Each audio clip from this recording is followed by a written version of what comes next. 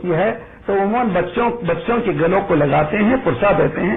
آئیے امام زمانہ کی خدمت میں جائے. السلام علیک یا باب اللہ، السلام علیک یا حجت اللہ، السلام علیک یا صاحب الزمان، احسن اللہ لک العزاء فی جدک امام الصادق علیہ الصلوۃ والسلام. آپ کو آخر میں ایک حدیث سناتا ہوں. ام حمیدہ فرماتی ہیں کہ جب پرسہ دینے کے لیے میرے پاس ایک شخص آیا تو راوی کہتا کہ جب میں پہنچا تو اس نے کہا کہ تم اس وقت آخری لمحوں میں تم ہوتے تو امام نے جو آخری جملہ فرمایا ہے اس کو تم یاد کرتے. اور یہ ہمارے لیے تحفہ ہے آج کی مجلس کا. امام علیہ الصلوۃ والسلام نے آخری جملہ جو فرمایا ہے یہ ہے کہ میرے رشتہ داروں قریب آؤ، میری اولاد قریب آؤ. قریب آ گئے. امام بول نہیں سکتے تھے، زہر کا اثر پورے بدن میں ہو چکا تھا.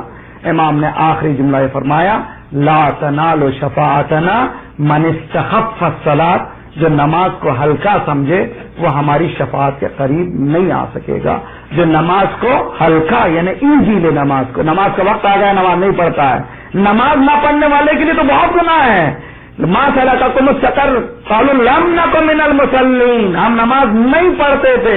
یہاں نہ پڑھنے کا سوال نہیں ہے، بلکہ یہاں فرما رہے ہیں کہ ہماری شفاعت کو وہ پا نہیں سکتا جو نماز کو آسان سمجھے.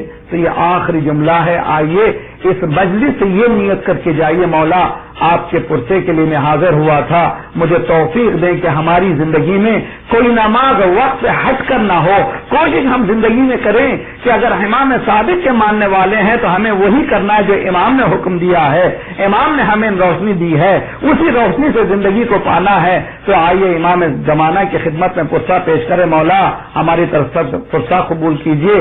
لیکن یا مولا ہم جاتے ہیں زیارتوں کو، میرا دل کہتا ہے امام کی خدمت میں، مولا آپ کی اولاد چاروں طرف ہے اور غسل دینے والا بھی موجود ہے، کفن دینے والا بھی موجود ہے، چاہنے والے بھی موجود ہیں. مولا کی وصیت سنتے ہیں، مولا کو غسل دیتے ہیں، کفن پہناتے ہیں، اور آج جنت البقیع میں وہ مولا کو دفن کر دیتے ہیں. خدا آپ کو سوائے غم حسین کے کسی غم میں نہ رلائے. برادران عزیز یہ یاد رکھ لیجئے کہ جب کبھی آپ کربلا جائیے، میں جب کربلا گیا تھا پہلی مرتبہ تو دل میں نہ جانے کس طرح سے جیسے ہی ہم نے ذریعے امام حسین کے قبوں کو دیکھا ہے تو پورے ساتھی ہمارے دھاڑے مار کر رونے لگے.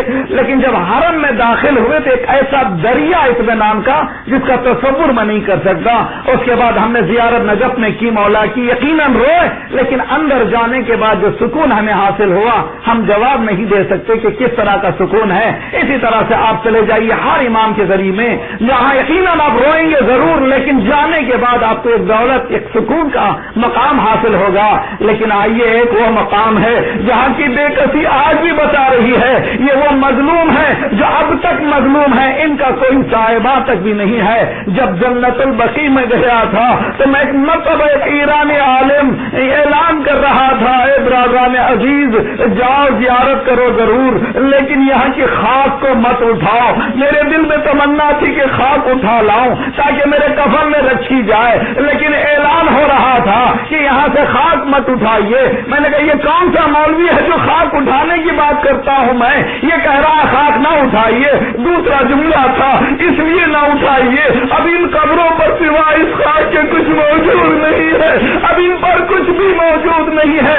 امام صادق کی شہادت پر پرسہ دینے والوں، جب ہم آج بے کسی کو دیکھتے ہیں تو اس امام زمانہ کے دل پر کیا گزر رہی ہوگی، جبکہ مولا دیکھ رہا ہے اس کے جد کی، اس کے اجداد کی قبریں بے کس بے چراغ پڑی ہوئی ہے.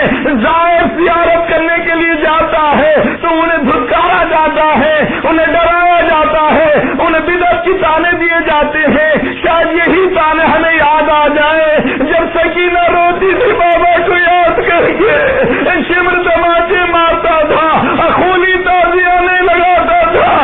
حضور جب کبھی بچوں پر مصیبت آتی ہے تو بچے باپ کو یاد کرتے ہیں، لیکن جب سکینہ کے تماچے لگے سکینہ نے بابا کو نہیں پکارا، فرات کا رخ کیا چچا جان ماتم حسین.